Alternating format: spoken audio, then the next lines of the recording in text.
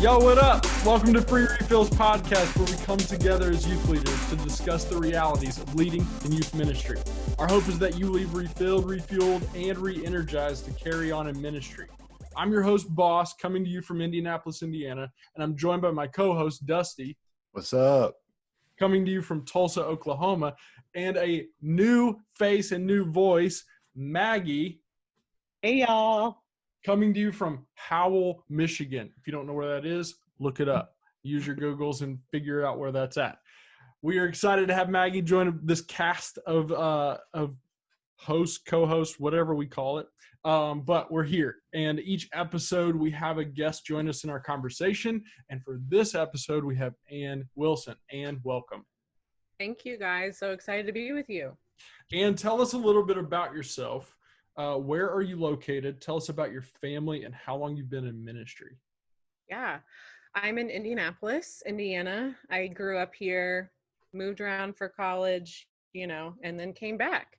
Let's see, I've been married for almost 11 years. My husband's name is Kyle, and he is a government and history teacher. And he has been for about 11 years. So what a time. Just high school. It's been a weird year. And let's see. Yeah, he teaches high school. I have two kids, 7 and 3. So all of the working parent memes that have been going out in COVID have been us. Deeply resonate with Jimmy Fallon's kids crawling all over him every episode. It's just been my life. So I've been in ministry since really college. My first full-time role was in 2008, 2009. So, 11 years, ish. But I haven't had a super linear ministry career, so to speak, which I do actually find pretty common in women in ministry, which is another conversation. But I started out in youth ministry right after college and was at a church here in Indianapolis, which is what brought my husband and I to Indy. I was there for almost 5 years. And then when we had our son, I took a little bit of a break and we started attending a different church, and we just fell in love with that church and just started going to that church just like normal people. And then they had an opening come up for a part-time writing position. And I had always done like curriculum writing and stuff like that on the side, but just never thought about doing it in a church setting. And so anyway, long story short, joined their communications team. And then 5 years later, found myself still in church communications. And that role grew and grew. And I really love all things communications. So it fit and it was really fun. But ultimately, I really missed student ministry. But I think at the time, when I made that decision, I didn't see a ton of moms in youth ministry. I knew a lot of women in youth ministry by then, but I felt like most women, when they had kids, just kind of took a break and that's not bad or good. It's just what I saw.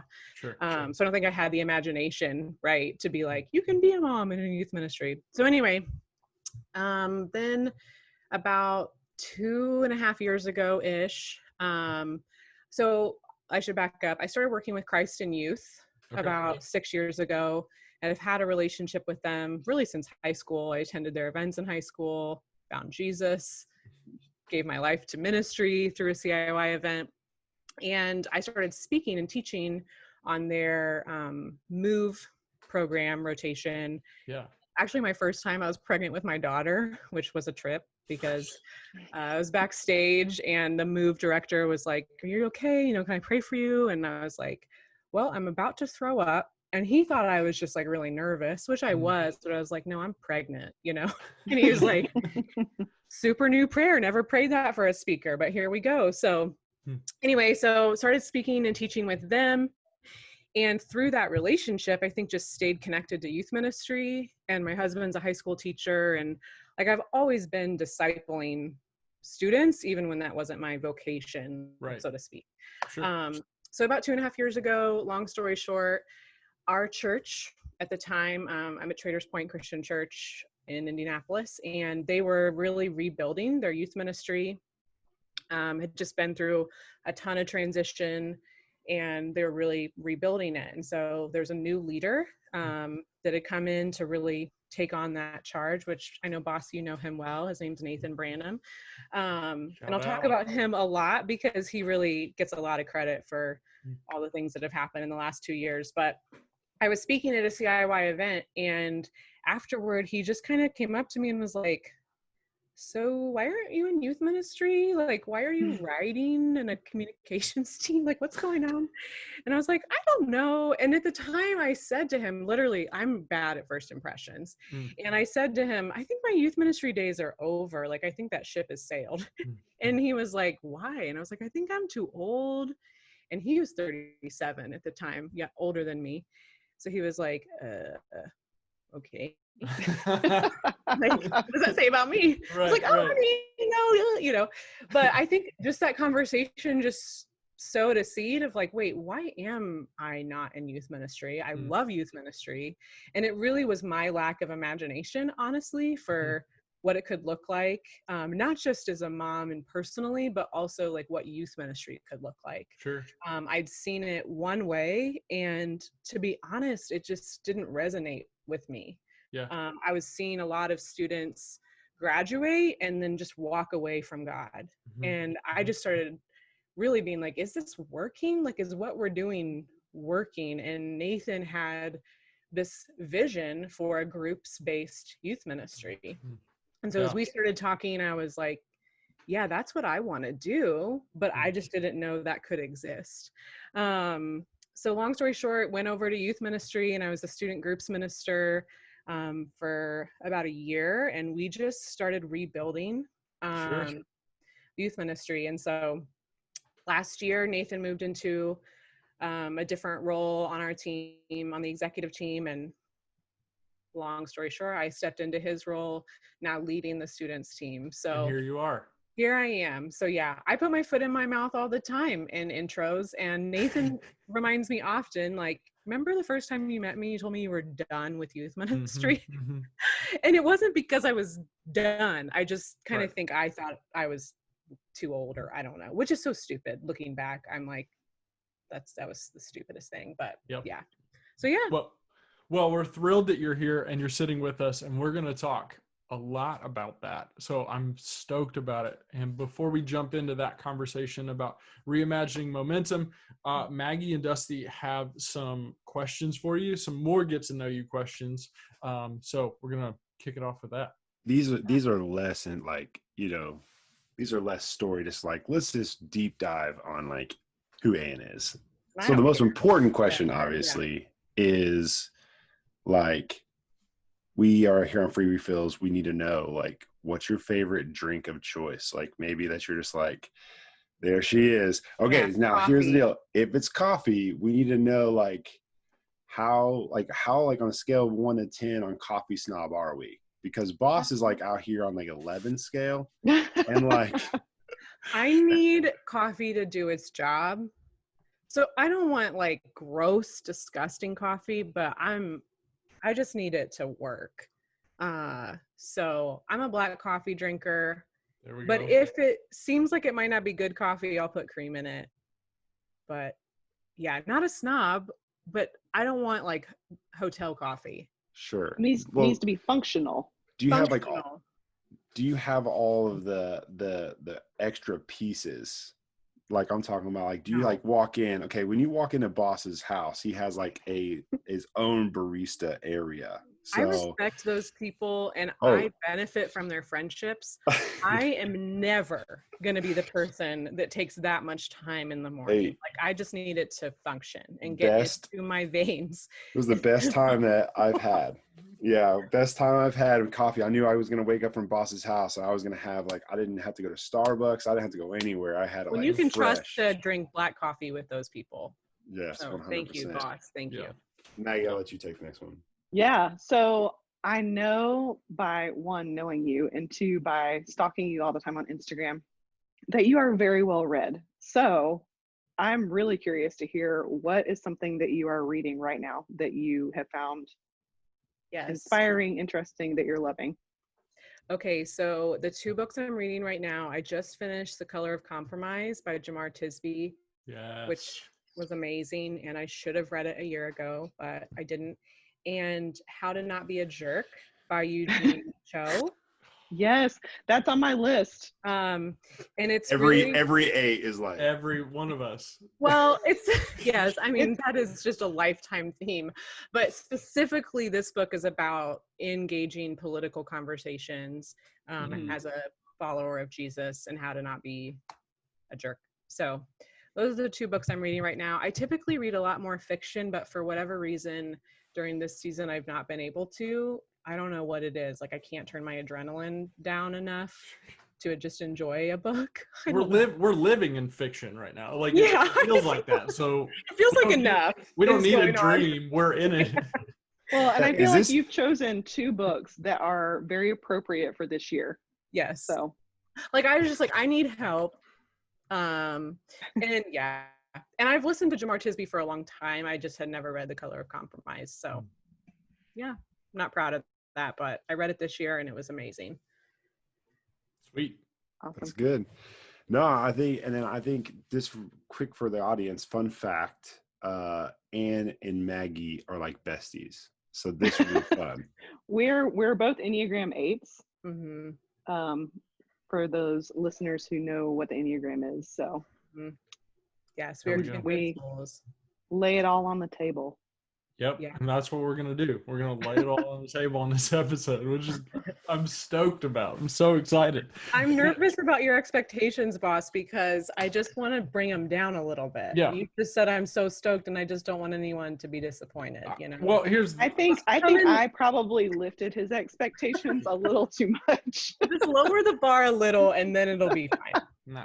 Every youth pastor is like, oh, this is where I want to enter. Yes. My Right. expectations, this is where I want them to Right. be. I mean, most times I am an aim small, miss small type of person. So then, whatever. So then you're not disappointed. And I'm not going to be disappointed. I'm excited that we're here in this space and we're talking. That's enough for me. So whatever happens now is icing on the cake. Well, yeah. And we asked you to be a part of this conversation, and we thought of you because we're talking about reimagining momentum. And in a time when things have been canceled, they've been shut down, they've been whatever, you insert whatever it is to just halt progress at times. I've heard leaders, and we've heard leaders, many of us have heard it like, we had so much momentum going. Back in January, we were doing really well. 2020 was rolling. This was great. And then COVID hits and things get wrecked. Yeah. And then we're like, now what do we do? And some of us, depending on where we're at in the country, depending on where we're at in our state, depending on where we're at in our city, like all that sort of stuff depends on if we are reopening our church, if we're gathering again, if we're restarting, all that sort of stuff. But now's different, and there's a different way of doing ministry that's happening. I'm excited about it, but we have to reimagine momentum, because if we base it off of what was, we're going to miss it, and we're not going to feel like we have momentum at all. And it really comes down to us as leaders. So all that to say is we thought of you because, and I'd love for you to just jump back into when you came into your role with Nathan and what y'all were crafting together at that time, and kind of give us the timeline of it, because you reimagined at that time what youth ministry could be in your context.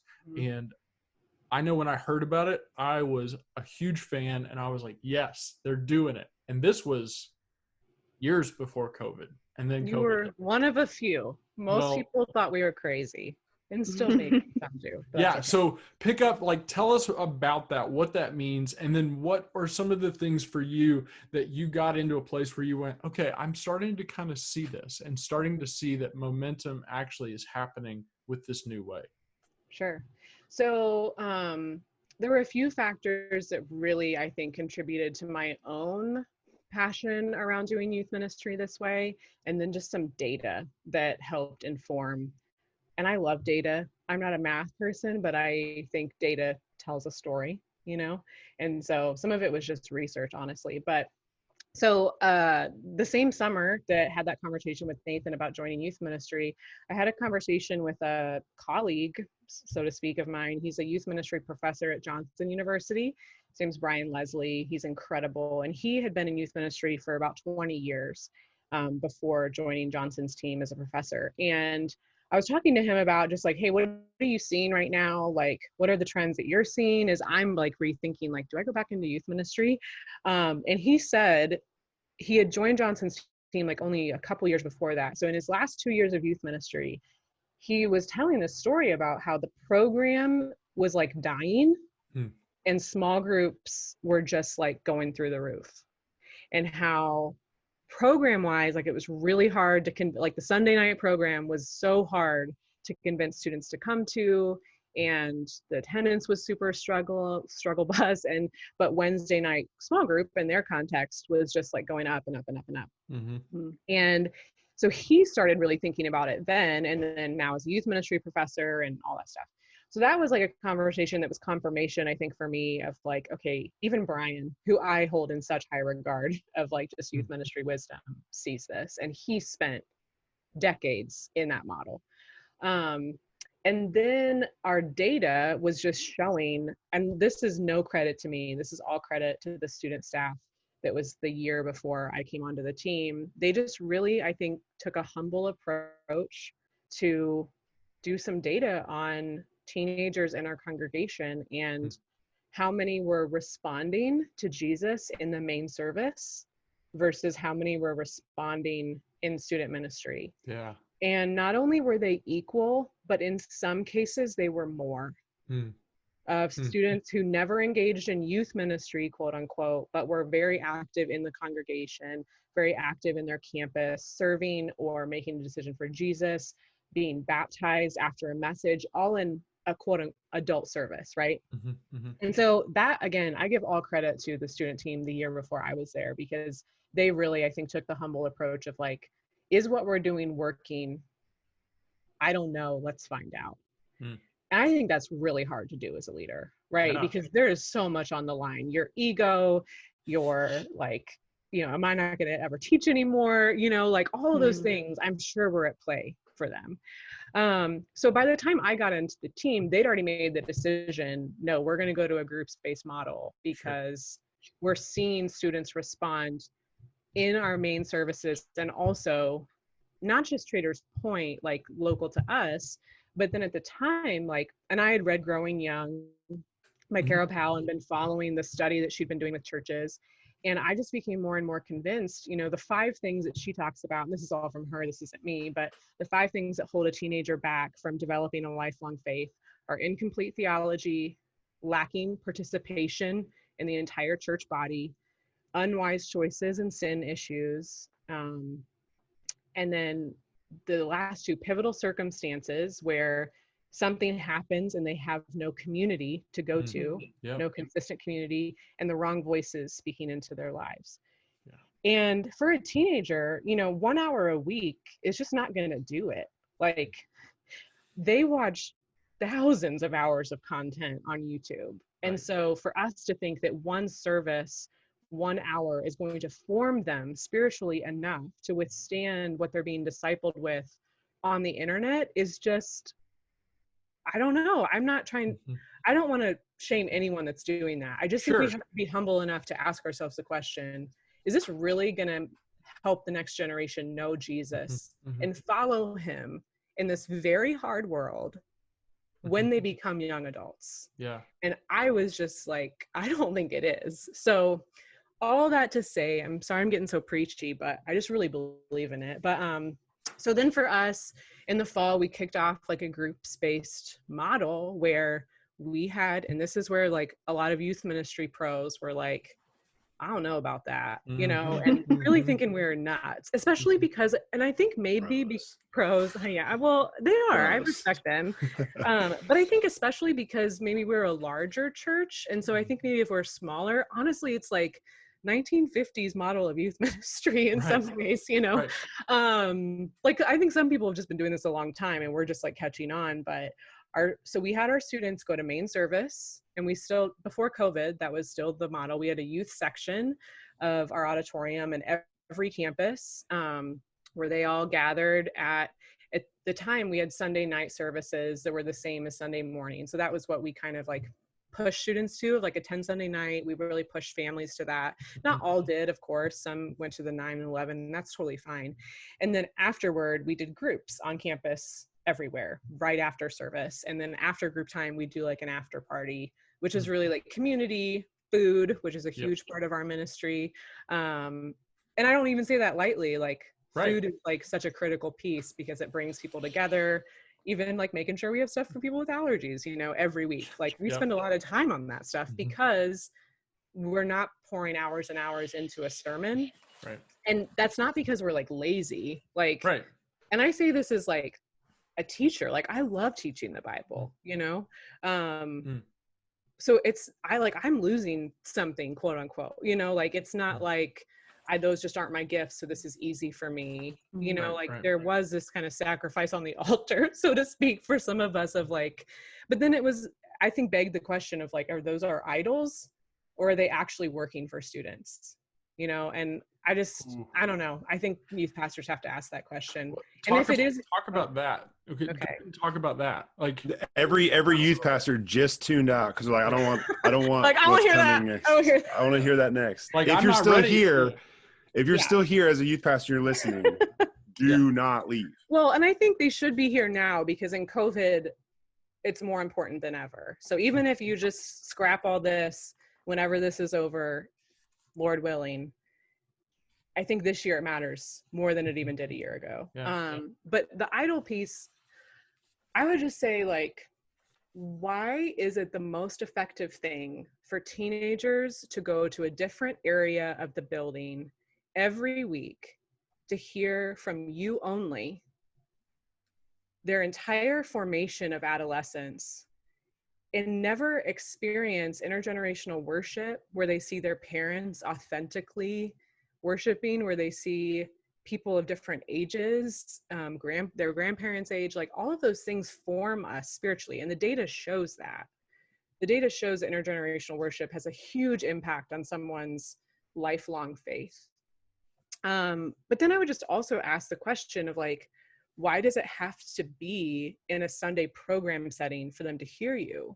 Like, are there other things? Is there a once a month gathering that you can teach at, or you can empower your team to teach at, volunteers to teach at? Is it a YouTube channel where you do short videos about certain topics? Like, I don't think you have to scrap all of it to readjust the program heavy model. Does that make sense? Like, because I think some people were afraid because they're like, so you're just saying I'm not going to preach ever again? And it's like, no, but should you be preaching every week and spending all your time on a message and not pouring into leaders, not pouring into teenagers, not investing in parents, not setting up your teams to connect with their students outside of Sunday night? Like, those things are all really critical for student ministry to work. And I just see a pattern of a lot of student ministry, and I was this way too, so I'm not like judging anybody. I was this way too. I spent most of my time thinking about the program, like in my first several years. But here's the thing that it unlocked for us that honestly we didn't even anticipate was, now this isn't true in COVID because schools are shut down, but I'd say in the last year, those who have like teaching gifts and really want to teach and preach, it opened up the window so wide for them to teach and preach in schools with FCA, in Christian school chapels, to go to like a Young Life event and partner with different places around the city. I feel like it's given us more margin to make significant partnerships in our city. And so, yeah, I don't know if that's just like too much, but go ahead, Dusty. Oh yeah. So, okay. If, small promo, just so you guys know, we're now on YouTube. So go watch us on YouTube because you're going to see me. I'm like just revving over here. Like, I am just like going to jump through the screen, sit in your office, and literally learn everything I can. Because here's the deal. We just from our last message, we actually, with Mike, last podcast with Mike Hickerson, he brought up that we've been too much about ABC, which is about attendance, building, and cash. We need to be about DEF, which is discipleship, engagement, and formation. Love that. And so, Never yeah, heard when it, I'm that taking that note. Yeah, take that note, because it blew. I mean, I already knew he was going to say it, and it was, even when he said it again, I was like impacted. But we had some people reach out, and I actually just responded to a leader's email this morning that boss had sent me that was just like, what does that look like? Why? Mm-hmm. Because it's completely undoing Mm-hmm. everything that you've ever been taught or everything that you ever seen. And just because it's different doesn't mean it's wrong. It's just different. Yeah. And we're scared of different. You know, I think you can go biblically and look at John the Baptist. People were like, what's happening over there? Yeah. You know, that's different, not because it was wrong, but it was just different. Yeah. And so I love this. And I would love for you to like even unpack for a person like me, when you say, because you use some terminology like would you call it group-based group, like, you know, youth group. Unpack this, like, for like the person who's going, I have no idea what that is, but I'm interested. Unpack exactly maybe what the flow of that looks like practically, because I think some people are now intrigued. We don't typically talk about tips and tricks, because I think what's happening right now is someone's heard this, and if you're like me, you're going, I got to do something different, because what I was doing before is not going to work. Sure. And can I tack onto that real quick too? You, in talking about sacrifice and the sacrifice that it costs leaders sacrificing their idols, I'm assuming, again, assuming isn't always great, but I'm assuming that it also costs something of your adult ministry leaders. Yeah. Because if the program shifts in the student ministry side, then the weekend service has to become more compelling to students in a way that it wasn't prior to the shift. So how that looked in tandem with what Dusty was explaining.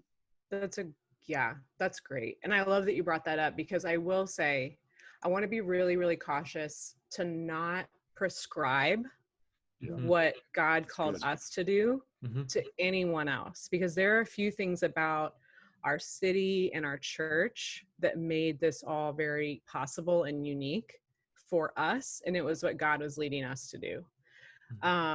So I just want to be careful that no one feels like, oh my gosh, now I got to rip out everything, you know? But okay. So so to that point, Maggie, I'll talk about what you said first and then go to what you asked Dusty, because I think that one informs the other. I do think our church was already on a path of changing some things in the service to go younger, quote unquote. And part of that was multi-site. Like, we had launched a downtown campus, and a lot of young adults come to our downtown campus. And so, you know, proximity matters, and all that stuff changes the way we think about all kinds of things. So that was already beginning to happen. But then I think, here's what it did that I did not even anticipate or think about. Our teenagers became so visible to our adults and to our church leaders that I have never experienced in my youth ministry career the amount of buy-in now ever before that I have right now, than all of us have, because they see teenagers in every part of our church. Like, they see them in service, they see them in kids ministry serving, they see them in production, they see them in connections, in the parking lot, so much. You know, like, it's not out of sight, out of mind. And so I think sometimes the struggle with youth pastors is they're wrestling with their church leadership because they don't feel like they're on board. But part of that could be because your church leadership never sees the students. So it's in tandem of, like, if they don't see the problem, why would they feel like they need to help you? You know, like, it's their responsibility partly. Yeah, they're like, that's your job, you know.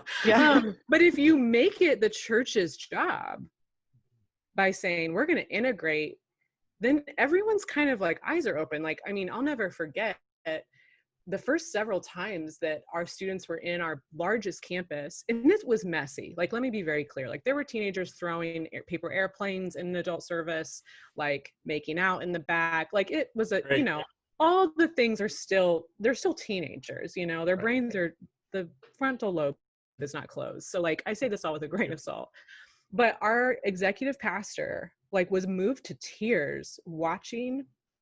I could cry thinking about it. Ugh. Dadgummit, Maggie, I cried before you. Watching them worship, because like he was like, oh my gosh, like the youth are it. Like we have to invest. And then I just think this work of God happened. Like I can't take any credit for it, but I think just the ball started rolling where everybody started seeing students more and more and more.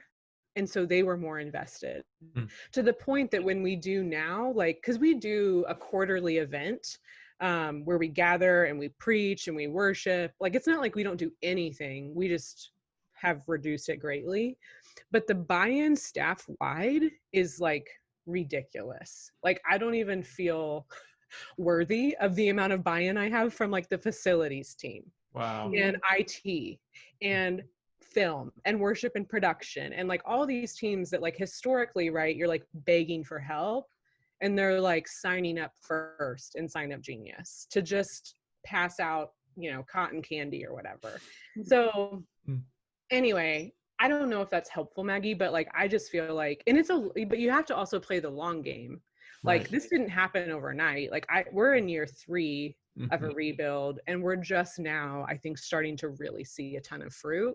The first year, I'm not gonna lie, like it was very hard because people were used to one thing, you know, and we definitely had people leave and some volunteers be like, yeah, I'm not about this. And that's fine. Like that's okay. And I think we just tried to find other places for them that fit in their gifts. But yeah. So sorry, don't see you raise your hand. No. Actually, I'm gonna actually reframe my question. Yeah. Because here's what I want. If you're listening to this and this is intriguing you, I want you to reach out to her team. You can, and we'll get that to the, you know, the information and how they can connect with you, and that you would be open to. But I think let's just make this super simple. Because you're saying you're in year 3. We don't want somebody to hear this and go compare their first page to your chapter 4, you know? So it's like, because then it's failure, instant failure. And everything you said was wrong. And now, now I'm in trouble with my staff. But if you could just say this, if you could say, looking back on year 1, even quarter 1, when you launched this. I just got PTSD when you asked. Yeah, she's like, anxiety went through the roof. If you could look back at quarter 1 and talk to the youth pastor, AKA probably me, because I'm taking all these notes. I'm going to pitch it to my senior pastor like an hour from now. Sit on it for a day, pray about it, 100%. I'm just going in. So here's the deal. What would you say to the person like me that says like, hey, just do this one thing right, and it will build the rest of it. We'll talk about the rest of it later, but just do this one thing right. Yeah.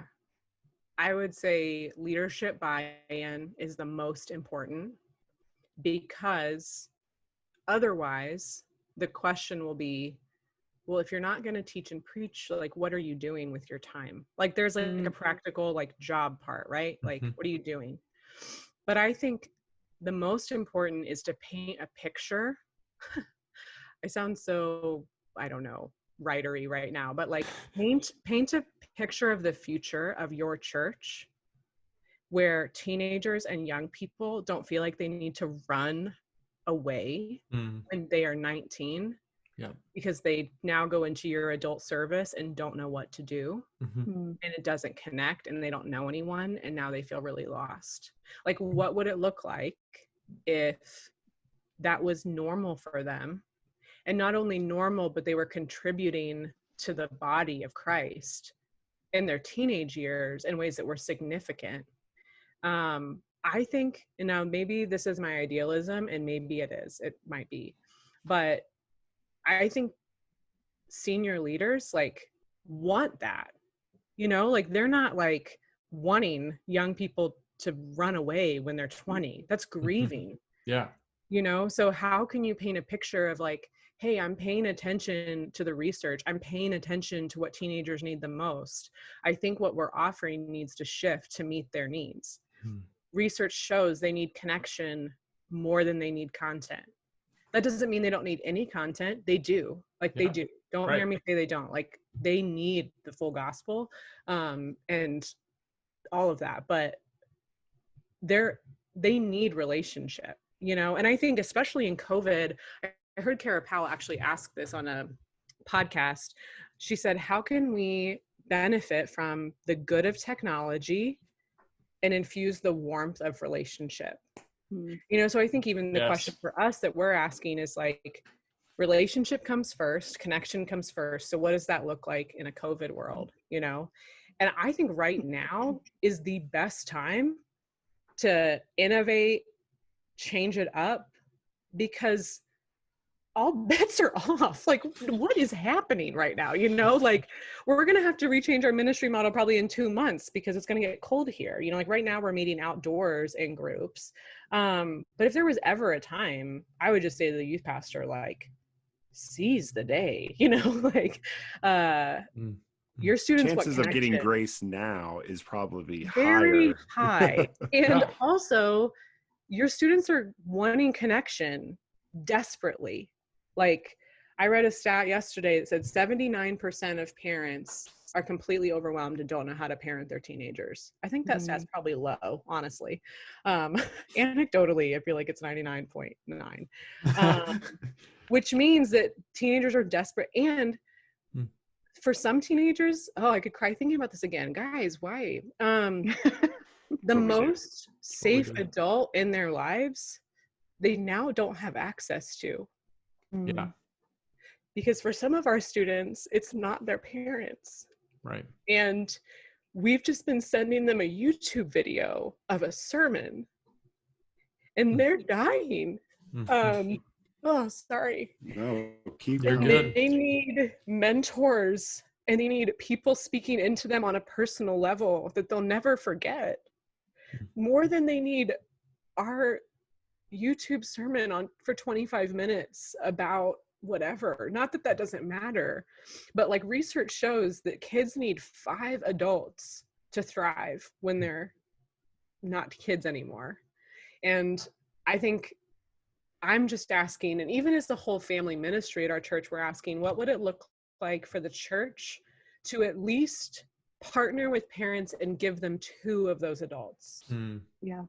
You well, know, and honestly, you, Anne, have taught me this just by watching you do ministry and the times that we've hung out, that sermons don't redeem, relationships do. And it sounds like that's what you're saying. Yeah. And I think the message sticks in relationship, you know? So like, and I think that's even true just educationally, right? Like, that's why education has changed a lot. It's not that people don't lecture at all anymore, but they give time for students to experience it, to talk about it. And then in student ministry, it's like we haven't really adapted to, like, people need to experiment for something to really stick, you know? And so for me, and again, I say this as someone, I just want to be super clear. Like, I say this as someone who loves teaching, you know, like I teach at CIY Move and like love it. And it is the highlight of my summer, but I don't think that's what students need every week. That's hard. Like I would love to just get up there and rip it every Sunday for 30 minutes. Like that would just be great. But I don't think that's what teenagers need. Do I think they need that sometimes? Yes. Do I think that there is a place for content to be created, especially in the internet? Yes. Like all day with that.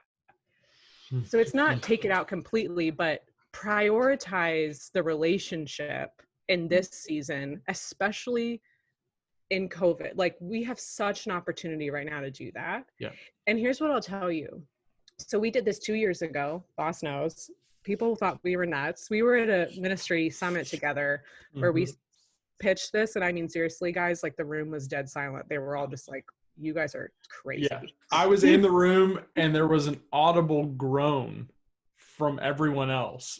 of course, I was leaning in. I was like, this But is going to be I'm willing to good. bet. I'm willing to bet if they would actually open their heart to the groan wasn't the fact of them not wanting to. The groan was a fact of conviction to go, I don't know if I want to hear this. Yeah. And because it's like, that lays a lot on the table, you know? And I Yeah. think it also lays, I'm just going to go here. Okay. Let's go. It also lays bare your motivation for youth ministry. Come on. Reach that. Are you in youth ministry to be a campus pastor in 1 year? I don't know your audience, so I'm sure they just all unfollowed me because now they're mad. Look, But Here at Free Refills, we know, and we will say it publicly, that going from youth pastor or youth ministry anything to campus pastor is a demotion. So yeah. that is for sure. right out there. 100%. Yeah. And I'm not, I want to be really clear. Like, I don't think that that is a wrong move for anyone. I'm not saying that nobody should ever, be anything else, but I think it lays bare, like, what are my motivations? Are my motivations to get my sermons on YouTube for some church to hear someday so that I can become a discipleship pastor or a teaching pastor?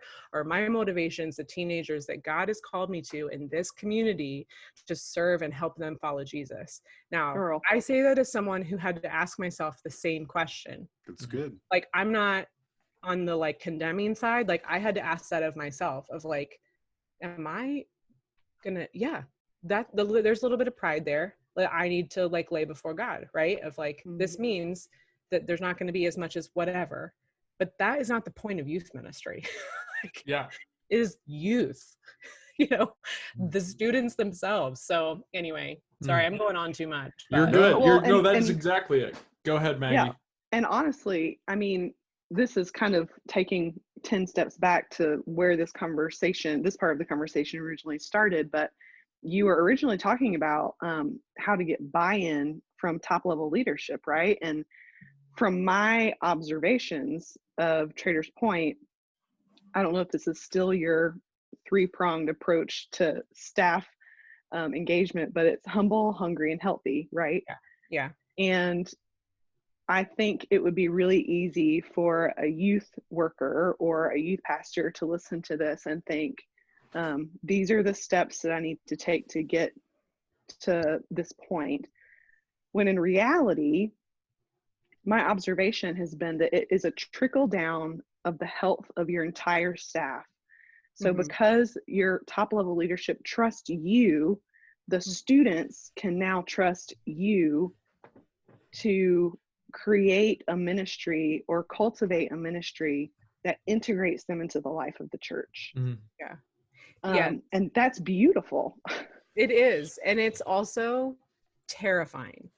Yeah. And so there is a big part that like we haven't even said yet, or I haven't said, which is my fault, of like, I cannot emphasize enough the amount of Holy Spirit reliance that our team had to have.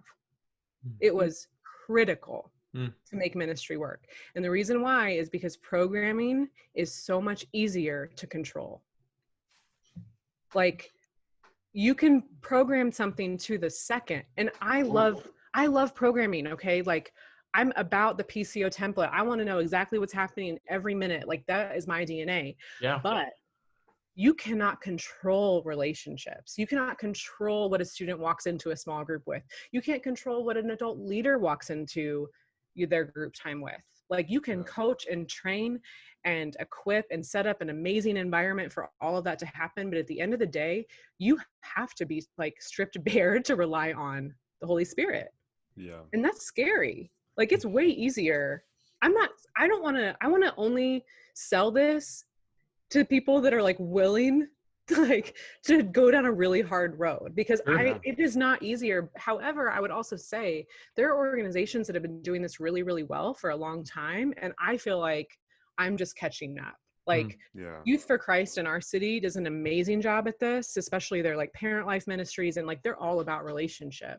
And we're learning from them of like, how do you do this? Like, your whole ministry is based on relationships. Teach us, so and I'll say this, like, it's not much of a question. I just want to, it's an encouragement to just you and a testament to you and your leadership and just, and then anybody listening. For too long, we have used students as stepping stones for a career Yes. and not a vocation. Yes. Right. Like we have used students to go, I have to be a youth pastor to then be this person. Yeah. I have to be a youth pastor. And I'm sure like if you're someone listening, you're like, yeah, but Anne's actually on a move tour CIY. So it's easy for her to say that came later. Was later. Yeah. Yes. And I'm saying that for you to like, hey, I'm defending you. Hey, listen, that came after you submitted that to Christ to say like, hey, I'm giving this back to you. I'm actually laying down that, hey, students are not going to be a stepping stone for me anymore. And you focused on that, and God goes, okay, now I need you to actually share that. And so I want to say like, thank you for stepping into it, because I think it's one of these hidden truths in the church, dirty hidden secret, is that I have to become a youth pastor so that I can be other things. Yeah. And we have hurt so many students for generations. Yes, because then, I mean, and think about it, like goes down to just the science of relationship and attachment. You know, like if a student's experience is their student minister being ripped from them every year, their ability to trust in relationships is so diminished. And the same is, and I would say it's actually more important for a small group leader to be consistent than even the youth pastor, like in this scenario. And so that's why I think recruiting takes the next level, right? Like this will require you to be more vigilant, to be more on top of like your recruiting strategies. And we experienced that. And I will tell you, like, we did not do it well in the first 6 months. I think we just kept the same model of recruitment with the same bar of like what youth ministry is going to take. And that wasn't good enough. And we had a lot of leaders that like trickled in and trickled out and didn't stick. I think once we defined expectations and rose the bar, then it was like, oh, you guys want me to be with these students for like years? Okay. Let me pray about that. And some were like, no, you know, and it's like, that's fine. Cause I would rather you not than just be gone in 4 months because you don't like them, you know, like, or this is too hard for you. And that's not saying like things happen, people move. Like, I'm not saying no one can ever leave, but like, yeah, I think we just prioritize connection because we know that like transformation happens in trust of a relationship. And we believe that about everything else. Why would we not believe that about ministry? Like that's true of education, right? Like relationships and teachers. When a student is in a class, I mean, my husband prioritizes this. If students like him, they are going to learn more from him. If students feel like he cares about them, they're going to read the boring article that he sends them. No offense to him, but like, you know, like because they trust him, you know, but you've had the experience of a high school teacher that you just could not stand. You probably suffered in that class. And I think the same is true in youth ministry. Any user. No, I think you have like this glass. So as like an 7, 8, I have like a glass case that's like a hot take button. That's like a protective glass there. You have officially smashed it, and now is pushing the red button over again. It says hot take. Because the truth here's one more for you, right? Is that we in ministry, not even youth ministry, we don't want to give over to the Holy Spirit because we can't control that, and so we get nervous about it. And so therefore we water down our teaching on it. We end up trying to impact the kingdom of God with 2/3 of the deity, right? So it's like, what's the, you know, what are we doing? And so I was, you just like smash the gate, click, and like now it's just like well, and, like a monkey in there. And I don't think we need to apologize for raising the bar of things and changing things, because we are put in positions in youth ministry to serve the teenagers, to make this and fight for teenagers and do the research. And there's people out there that are way smarter than us doing that research, providing it to us. We just have to read it and take it and use it. I mean, they didn't just make it up. They talked to a lot of other places and found this and go, well, let's just play to our strengths and let's play into that. If we all can say this isn't working, well, then let's scrap it. Let's do something else, anything for that matter. We're fighting for students. That's what we're doing. And that goes to the volunteer recruitment. You know, when you were like, I don't need a Band-Aid. we're trying to win this war. Like we're winning a war. We're winning lives, right? Like you just were in tears thinking about it. Like we got kids that they're dying, and we have to go and protect them and get them a safe space so that they can be there. And so we're raising the bar to fight for them. Go for it. Well, can I just say one thing? And this again, I'm going to cry just because, but here's the other thing that happened. Oh my gosh, I can't even get it out. In the first 6 months, we made more calls of reported abuse than in probably the last 5 years of ministry. Yeah. And I know this sounds twisted, but it was a sign to me that ministry was beginning to work because adults were safe and students were coming to them in crisis because they had enough like bandwidth and time to actually get that out, you know, like they had more than just 10 minutes of like, so what did the message impact you? And they're like, Jesus, you know, and then they leave. It's like 50 minutes. And when we adjust that, right? Like I want to be clear, like if it's a 7th grade boys group, we say your goal is 5 minutes of serious conversation. And like, if you guys need to climb all over the walls for 40 minutes, like we've given you this padded room, you know, like we lay expectations out reality. So I don't want to scare anybody, but like also just know that like ministry is going to get messier, but that's a sign that it's working. Yeah. And that scares us. But I think everything started changing when as a team, we just laid bare, like we have to depend on God because we don't know how to do this. And this is scary.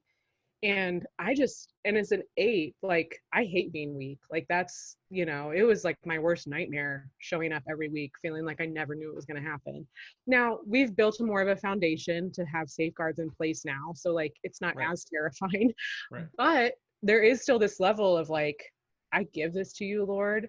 And when we did that, like, I cannot even emphasize like what God did of bringing adults that truly loved teenagers into our ministry from like nowhere, like just the floodgates open. I mean, there'd be a week, like God just did incredible things. Like there was a week, even at one of our campuses, like we were so short and I just spent 2 hours at my desk praying, which I know sounds just like what you think ministry is going to be and then it never is, right? And I was just like, God, we need 3 female leaders at this campus.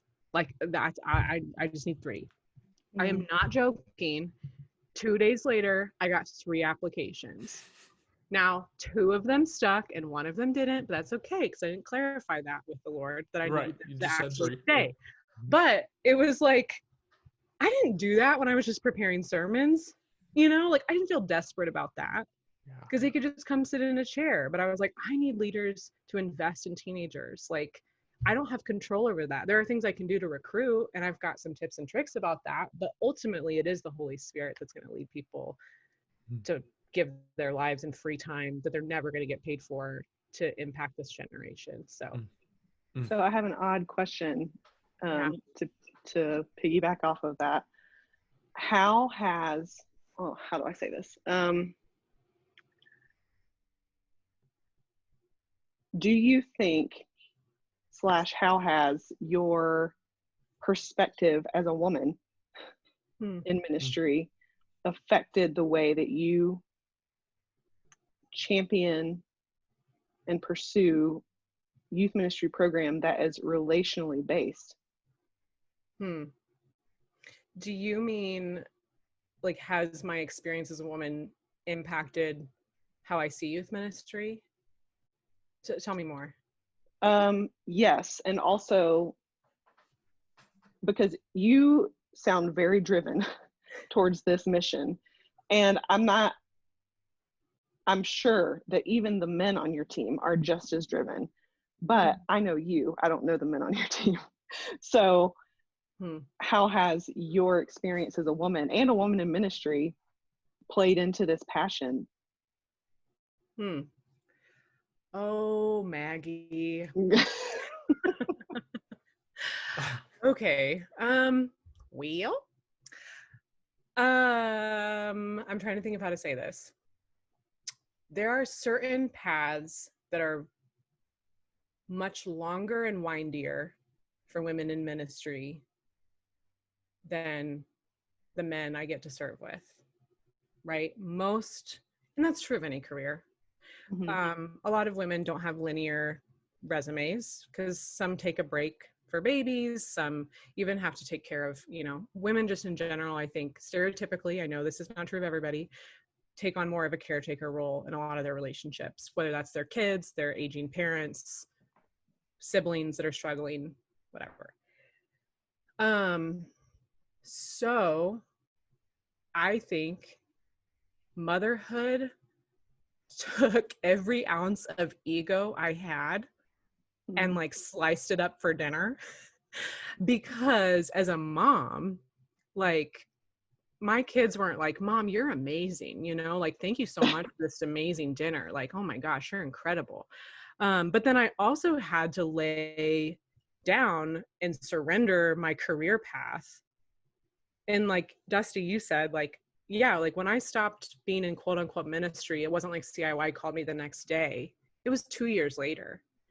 And part of that surrender was, I don't know if I'm ever going to teach the Bible again in a formal setting, but God is asking me to do this. And that, I could talk for days about what led there. But part of that, I think, Maggie, helped me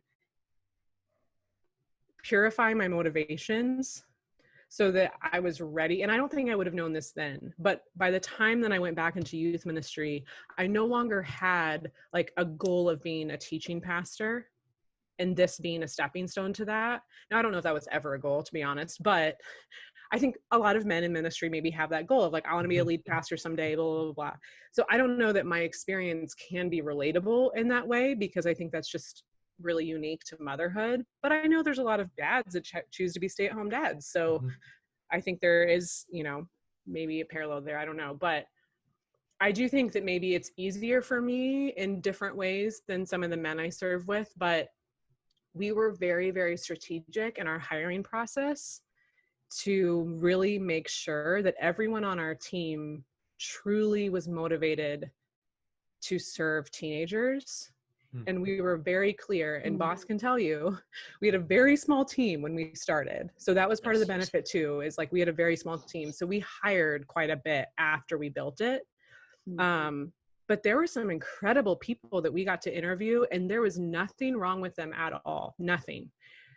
And I knew that our ministry context would be agony for them, because teaching or preaching was their main thing that they loved more than anything in this world. And I felt almost like, I don't want to do this to you. Like, this is your gift. This is something that God's calling you to do. Like, this isn't our ministry model. I don't know, that's a really nuanced question that I think I have to think more about, honestly. And I don't know if that's even helpful, but I do think that there's just some things as a woman in ministry that maybe you can accept faster because opportunities aren't as accessible, if that makes sense. Yeah. Well, and the reason I was asking is because we have women who follow us and who listen to the podcast, and women in youth ministry. And as a woman who has been in full-time vocational ministry, your perspective on specifically, at the very beginning of this episode, you touched on this, and maybe this is a whole other conversation for another time, but the ability to develop imagination because of a lack of opportunity. Yeah. And I wonder if that development of imagination enabled you to imagine this whole new way of doing youth ministry for your students. Yeah.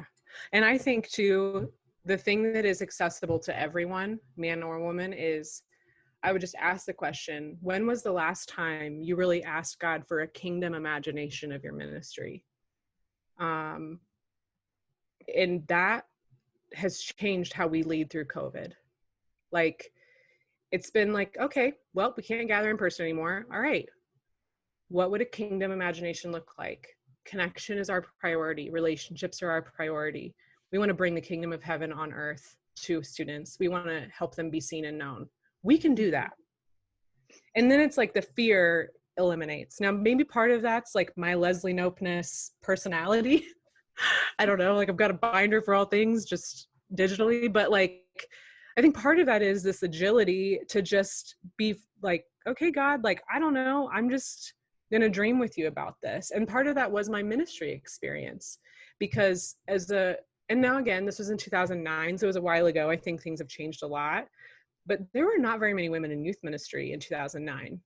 They were few and far between. And most of them took a break with young kids, right? So it's like, what does it look like for a woman with a toddler to lead a youth event? Like, I just didn't see it. And so now part of that was just my lack of own imagination. So like, I had to be like, God, can I be in youth ministry? Like, are kids going to think I'm like not cool? And then it was like, wait, I've never believed that you have to be cool to reach teenagers. Like, why do I believe that about myself? Mm-hmm. I've never believed that was the most important thing about anyone else. I think your authenticity and your care for them is way more important to them. So why am I now putting those things on myself? So I think, yeah, I love that question. I'm going to think about it all day.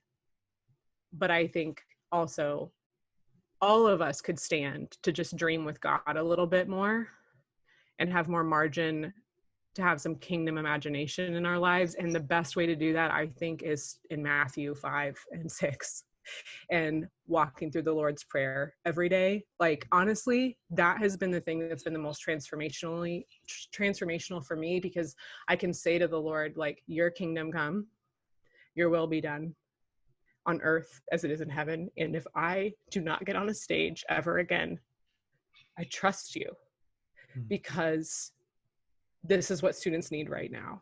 I'm not saying that's been easy. And there have been seasons that I missed the teaching part. And there were 2 years that I felt like my voice was just silenced. But God is asking us to play the long game. And no matter what our context looks like we need to be here for the long game. Like, our students are going to be suffering, not just this year, but after COVID. They're going to become young adults who were teenagers behind screens for a year. Like, nobody is going to come out of that bebopping around. Like, I mean, it's going to be hard, but we can still have a kingdom imagination and trust that God has led the church through so many pandemics. Like, this isn't new to him. He's not surprised by any of this. And we don't have to be scared. So there it is. I didn't expect to cry this much, you guys. What is okay? I'm mad at you all. No, you've got me going. Okay. Sorry. I know that I keep going off on this imagination conversation. But just to speak into you, I don't even know if you remember this. A year ago, I left vocational ministry. Mm-hmm. And you sat with me in the lobby of Traders Point, and in a way that only another female 8 can do, you looked me in the eye, we were both crying, and you said, you need to have a better kingdom imagination. And I was like, well, dang it. Because then you don't have to have a certain job to serve in the kingdom. Yeah. And when you can release that title thing, it's just like frees you up to do so much. So for years, I sat behind a computer and wrote, but I didn't stop discipling teenagers. Like, I didn't stop, like, my husband and I chaperone prom every year because it was our opportunity, which I realize is like a loser thing to admit, but it was like, we can be prom chaperones. Like, okay, kingdom imagination. I'll dance to whatever that weird song is that I don't know. But like, yeah, I think it just opens up so many possibilities. Anywho. Well, and the most beautiful thing about this is the last thing I'll say about it. The most beautiful thing about this to me is that in your pursuit of kingdom imagination through the power of the Holy Spirit, that is discipling students. Your students get to see you develop an imagination that is far beyond what we could ask or think or imagine the Lord to do for us. So yeah, wow. As we close this down, I just want to say to anybody still listening, and you're a youth worker at all, whatever you're doing, even if you're a small group leader, if you're a youth pastor and you sent this to a small group leader, good for you. Here's the deal. if you're not willing to ask questions in a moment like this, and you're just going to go, I'm going to put my head down and push through it, you're going to hurt so many people in the middle of it. You're going to lose leaders. You may lose your job, and you may lose your passion. And then you might want to blame it on the church hurt. But it's because we just never wanted to ask questions in the midst of this. And the church is like Ann just said, the church has been through worse. And the church will continue to go through things. This can't be a shock to us, because it's not a shock to God. We have to know what we're doing. So please don't try to do this alone. Do not try to reimagine momentum alone. Find a community. Find somebody like Ann in your community that's going to be able to look at you like she did Maggie and say some hard truths in the middle of tears, in the middle of frustration, in the middle of fear, that said to you, you need to have a bigger kingdom or better creative imagination for the kingdom, right? Like I butchered it, but the truth is you have to have somebody that can speak that hard truth into you in this moment. Otherwise, you're going to hurt a lot of people including from the yourself. kingdom, including yourself or your family and your people in your home. And so I want to say, like, thank you so much for just the raw truth. Thank you. And thank you for being transparent. Thanks for being full in and just not holding back. I really appreciate that. No other way. There is no other way. That's it. For everyone who works. Cannonball in the deep end, and that's it. Then here we go. And how can people reach out to you? How can they connect with you? I'm everywhere. Well, Instagram and Twitter mostly at Ann M. Wilson, ANNEM Wilson. Top 10 most common last names in America. So I don't think I need to say that. But I'm everywhere. Instagram and Twitter mostly. Facebook scares me, but don't find me. Your IG handle is right. Ann Wilson Reads, right? Is that it? So I have a little reading account, where I just post books. But Ann M. Wilson for everything else. Awesome. Okay. We'll drop all that stuff in the comments and wherever description, whatever you do on this space for people to click on the link. So, Ann, thank you so much. This has been an incredible conversation. Okay, so there was a lot in that conversation. Ann was being fully transparent, which was incredible, and we so appreciate it. One of the things that she wanted to mention and forgot to add on was that in her context as a multi-site church, she wanted to make sure to emphasize and add in there that this form of youth ministry, this way of doing youth ministry in their context has worked in every single one of their campuses, whether that was in the gym of a local YMCA and it was just starting out and with a few students, all the way to over 100 students at another campus, at another site. She said it is scalable, and it's actually even more scalable this way than it was before. Now, you heard it several times, and I want to reiterate this. This is not a prescription. This is this is how you're supposed to do it, and this is the only way to do it. Clearly, all of our contexts are different, and it leads us to a different thing. And God's called us to a different form everywhere we are, in whatever context we're in. I'm sure there's some things that stuck out to you. I'm sure you're,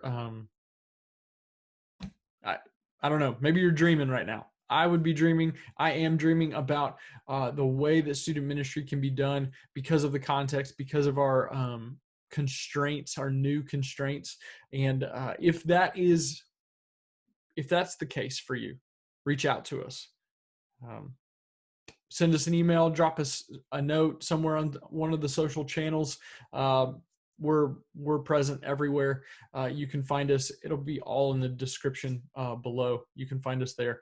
Also, maybe there's somebody in your area that is doing ministry different. In fact, I know that there is. So we have a way for you to reach out to them as well. You can go to our website and you can search a database and find people that are near you that want to get together with you in some form. And maybe there's just a friend that you know that's in ministry. Reach out to them as well and talk with them. Dream with somebody. This is an opportunity that we are going to be talking about years from now, and this is our chance. So we're with you in this. We want to be with you in it even more than we are now. And so, yeah, we look forward to keep doing this and doing it better together because we are. We'll catch you next time. Until then, peace, blessings.